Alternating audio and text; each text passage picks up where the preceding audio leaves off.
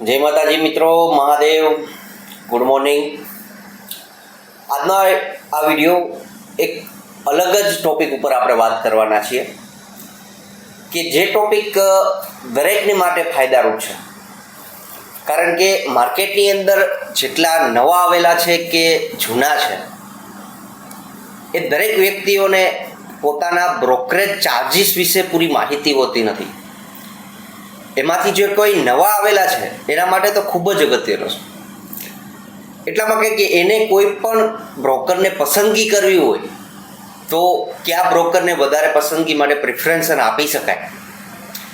કારણ કે જે કાંઈ વસ્તુ આપણે ખરીદીએ છીએ, વેચીએ છીએ, એમાં કેટલો ચાર્જિસ લાગે છે અને લાંબા ગાળા માટે જો કોઈ રોકાણ કરતું હોય તો એના માટે કયું બ્રોકર છે એ ફાયદારૂપ રહે.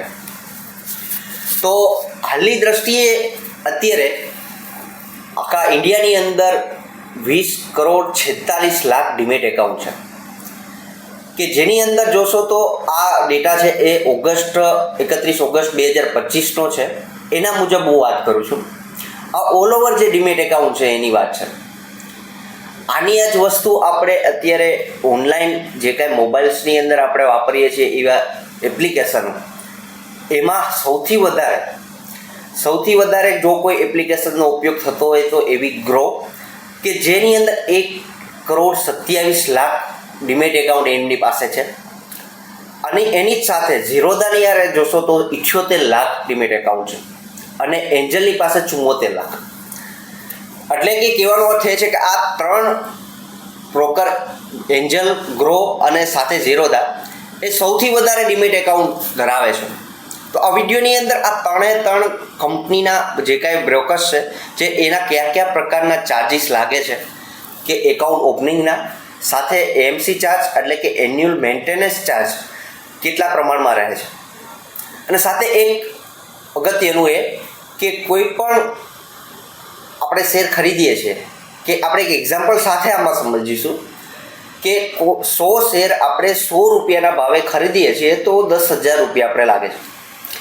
આની આ જ વસ્તુઓ આપણે જો 100 શેરને 110 રૂપિયાના ભાવે વેચીએ તો આપણને 1,000 રૂપિયાનો પ્રોફિટ થાય છે. હવે આ જે 1,000 રૂપિયાનો જે પ્રોફિટ થયેલો છે તો આ પ્રોફિટને ટેક્સ અને ચાર્જિસ સાથે કટ કરતાં આપણા હાથમાં કેટલી રકમ આવે છે એ આ ત્રણ એપ્લિકેશનની અંદર આપણે કમ્પેર કરીને ચેક કરીશું કે ખરેખર આમાંથી કોને આપણે પ્રિફર આપી શકાય. તો એની અંદર આગળ વાત કરીએ તો સૌથી પહેલાં એન્જલના અંદર વાત કરીએ તો એકાઉન્ટ ઓપનિંગનો જે ચાર્જ છે એમનો 0 છે કે એકાઉન્ટ ઓપનિંગનો કોઈ પણ પ્રકારનો એ ચાર્જ એન્જલ લેતું નથી.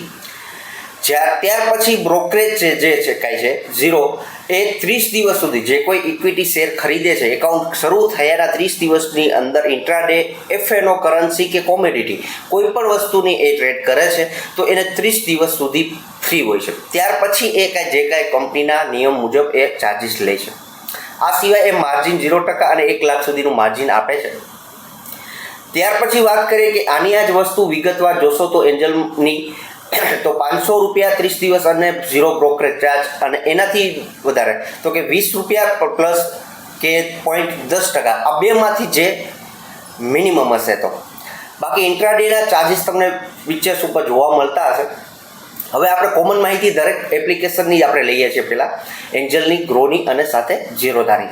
હવે ગ્રોની અંદર આની આ જ વસ્તુ જોશો તો એકાઉન્ટ ઓપનિંગનો ચાર્જ પણ છે નહીં, પણ સાથે એકાઉન્ટ મેન્ટેનન્સ ચાર્જ કે જે ઓલો એકાઉન્ટ આપણે શરૂ કર્યા પછી એનો મેન્ટેનન્સ ચાર્જ છે એ ગ્રોની અંદર 0 છે.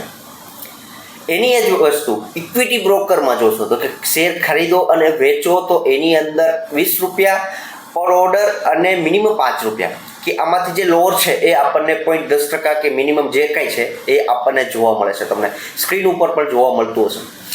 હવે આગળ નેક્સ્ટ વાત કરીએ કે આની આ જ વસ્તુ જ્યારે આપણે ઝીરોધાની અંદર કમ્પેર કરીએ છીએ તો ઝીરોધાની અંદર એકાઉન્ટ ઓપનિંગના 200 રૂપિયા આપણને જોવા મળે છે ઓપનિંગ ચાર્જ, જે આની અંદર મેં પિક્ચર્સમાં તમને નહીં જોવા મળે, પણ ઝીરોધામાં તમે એકાઉન્ટ ઓપન કરશો તો 200 રૂપિયાનો ચાર્જ આપણે એને આપવો પડે. પણ ઇક્વિટી ડિલિવરીની અંદર, શેર ખરીદી વેચાણની અંદર ડિલિવરીમાં આપણને 1 પણ ચાર્જિસ આ લેતું નથી. 0. આની આ જ વસ્તુ ઇન્ટ્રાડેની અંદર એફએનઓ કે ઇન્ટ્રાડે ટ્રેડની અંદર 20 રૂપિયા ચાર્જ છે અને સાથે ફ્રી ડાયરેક્ટ મ્યુચ્યુઅલ ફંડની અંદર ફ્રી ઓફ રોકાણ થાય છે. એમાં આ વાત થઈ ઝીરોધાની. અને આની આ જ વસ્તુ ઝીરોધાની અંદર ડિટેલ્સની અંદર તમે જોવા માંગતા હોય તો તમને સ્ક્રીન ઉપર પિક્ચર્સ જોવા મળશે કે ઇક્વિટી ડિલિવરીમાં, ઇન્ટ્રાડેમાં, એફએનઓમાં સાથે ઓપ્શન કોલની અંદર કે ઓપ્શન એફએનઓ ઓપ્શનની અંદર ક્યાં આ ચાર્જિસ કેટલા પ્રમાણમાં લાગે છે તમને ચિત્રો પર જોવા મળશે. હું ડિટેલ્સની અંદર દરેક પોઈન્ટ ઉપર કવર કરીશ તો વિડીયો ઘણો લાંબો થશે. ત્યાર પછી આગળ વાત કરીએ તો આની આ જ વસ્તુ આગળ આપણે જોઈએ કે 100 શેર આપણે 100 રૂપિયાના ભાવે ખરીદીએ છીએ તો 10,000 રૂપિયાનો કુલ જે રકમ થાય છે.